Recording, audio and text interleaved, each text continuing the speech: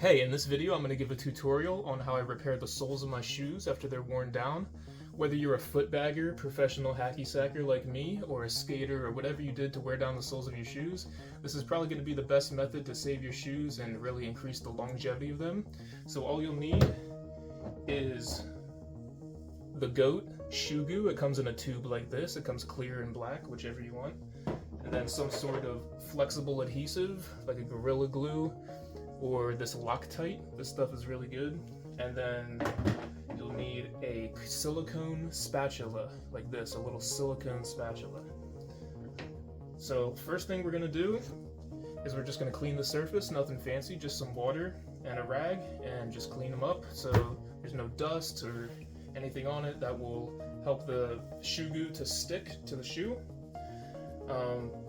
I've been asked by a few footbaggers before on how I repair my soles, and I think I've really mastered the technique. So this is going to be what you want to do. Just clean them off, nothing crazy, and then let them dry. You can see there I got like a chunk chipped out there and some cracks going on. Definitely don't want to risk getting a hole through your shoe. Although if you do get a hole through your shoe, what you can do, and it's not great to step on, but what you can do is rip out your insole and take like a little credit card or something similar, something really thin and stiff, and put that on the inside, and then glue it in there. Not ideal. You want to definitely repair your soles before it gets a hole in it, but that is an option if you get a hole in it. Now after your soles are clean, we can just fill in any cracks or holes you have with that flexible glue. You want to really get it in there. It's safe to just use your finger and really just mush it in there, get it nice and level.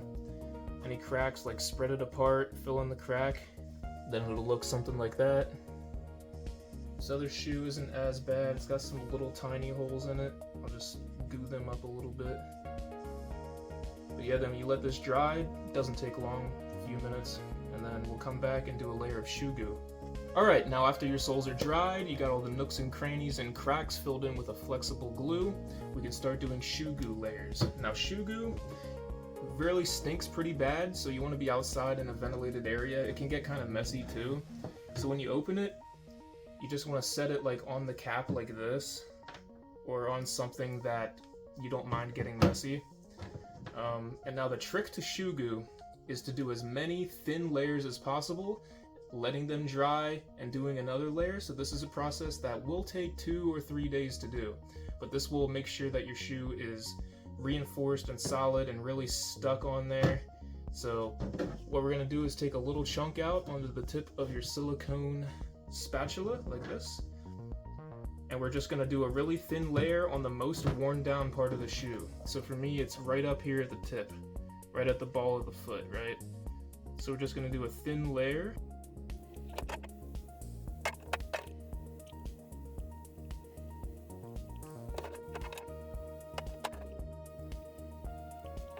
It doesn't have to be perfect, we're just doing little globs at a time.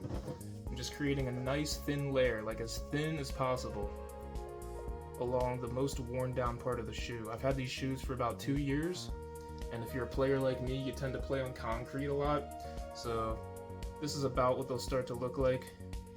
But there we go, we'll have that first little thin layer done. Make sure it's nicely pushed into the shoe, really mush it in, get it nice and flat. Alright, now after your shoe looks something like this, we're just going to let that sit and dry, do our other shoe, and then close up the shoe goo and be back in a couple hours to do the second layer. Okay, it's been at least 3 hours, which is how long you want to wait between each layer. These next ones are going to be a little bit different.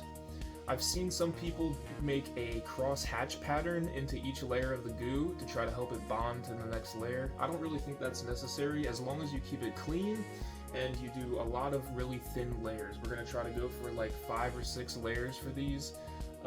If your soles are worn down more, you might want to go up to 10. But keep in mind, the more layers you do will add a little bit more weight to your shoe, so you might want to avoid that.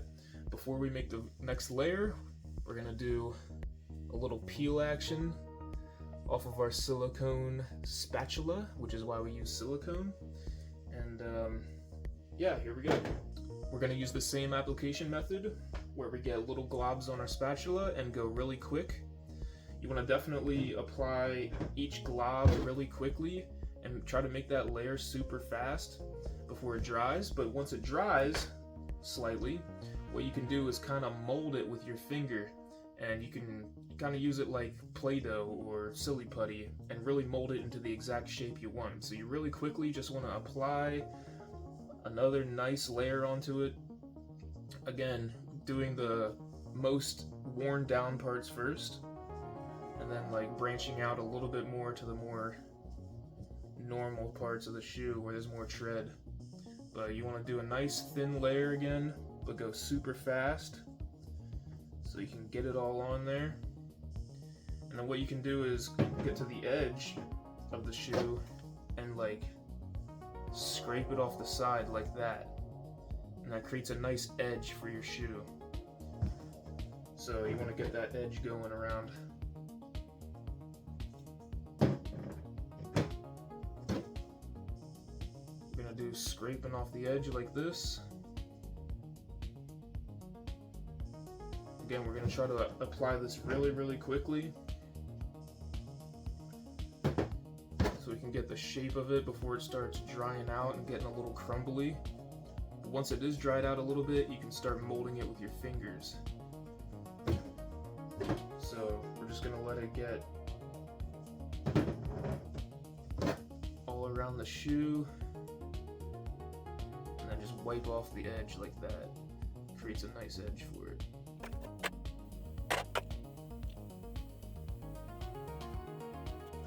Just like that. See, we got a nice crispy edge going around. And now we'll give that like a minute, and then we'll just touch it up with our fingers if we need to. It's a good idea to leave your shoes in a formation like this while they dry to prevent drippage or pooling in any spots. But if your layers are really thin, you kind of don't have to worry about that. But yeah, if you like left a mess anywhere, like along the side here, just let it dry, and then it'll just rub right off. About to go rub off my fingers and wash my hands, and then I'll see you tomorrow. All right, another day, another layer.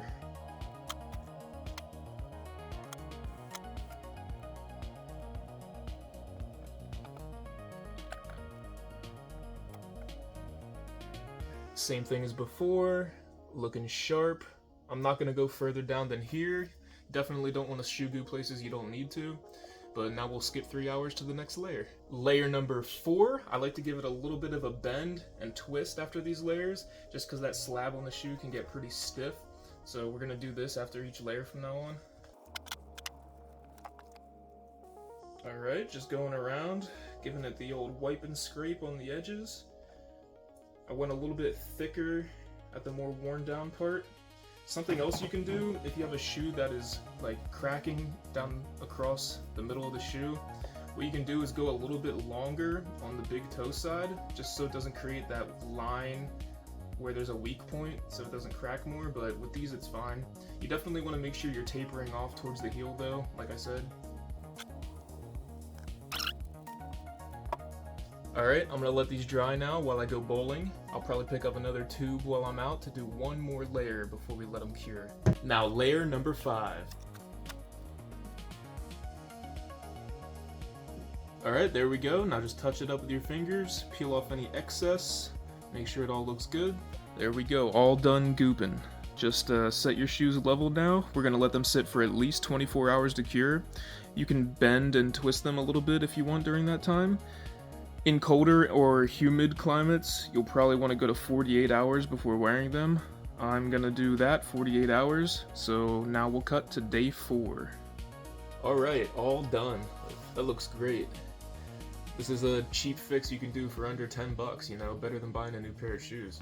So just twist them up, warm up the soles, get them a little bit more flexible, then we're gonna try them on and just slide around on the cement a little bit to smooth it out, and we'll be good to go. Alright, nice. They feel good. One last thing I will mention, if eventually it does start peeling up a little bit around the edges, just take that flexible waterproof glue and just stick it back down and it'll stay and it'll be fine. But yeah, this is a good job.